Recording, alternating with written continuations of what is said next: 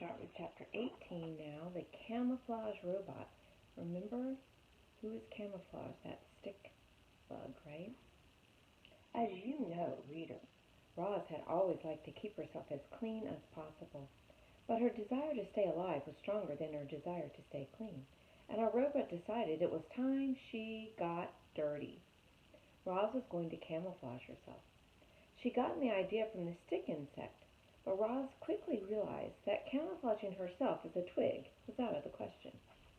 No, the robot would have to blend into the landscape itself. She began smearing handfuls of thick mud over her entire body. Then she plucked ferns and grasses from the ground and sank their roots into her new muddy coating. She placed colorful flowers around her face to disguise her glowing eyes, and any bare patches were covered with tree leaves and strips of moss. Our robot now looked like a great tuft of plants walking through the forest. She waited for darkness, and then she padded to the center of a clearing, nestled herself between some rocks, and became part of the landscape. Here's a picture.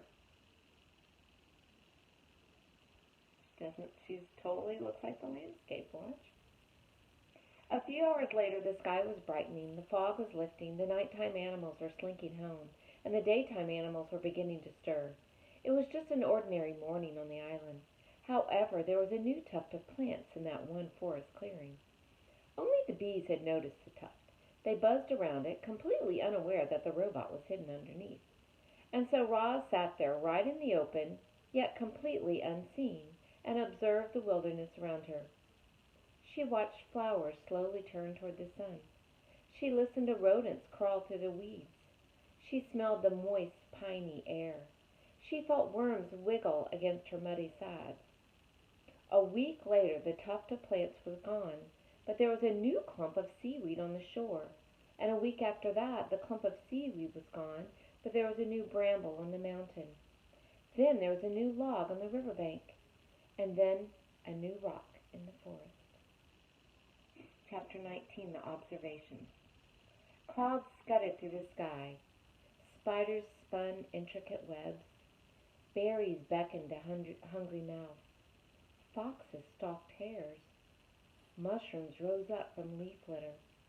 Turtles plopped into ponds. Moss spread over tree roots. Vultures hunched over carcasses. Ocean waves beat against the coastline. Tadpoles became frogs. Caterpillars became butterflies. And a camouflage robot observed it all.